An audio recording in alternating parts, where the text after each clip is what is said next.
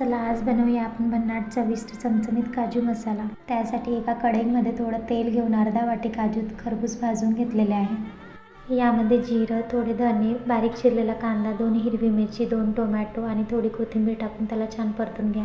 आणि मी इथे 4 तासासाठी काजू भिजू टाकून ठेवलेले होते ते त्याच्यामध्ये टाकून त्याला छान भाजून घ्या। व्यवस्थित मिक्स करून टोमॅटो छान मऊसर होईपर्यंत त्याला छान परतून घेतलेला आहे। भाजून झालं की मसाला थंड झाल्यानंतरच त्याचं वाटण तयार करून घ्या। तर तुम्ही पण बनवू शकता घरच्या घरी रेस्टॉरंट स्टाईल काजू मसाला अगदी 10 मिनिटात।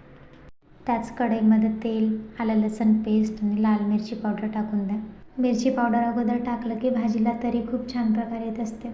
आणि आपण जे वाटण तयार केलेलं होतं ते कढईमध्ये टाकलेलं आहे, त्याला चांगलं परतून घ्या। यामध्ये थोडी हळद, चवीनुसार मीठ, गरम मसाला, धनिया पावडर टाकून घेतलेला आहे। थोडं पाणी टाकून छान परतून घेतलेलं आहे।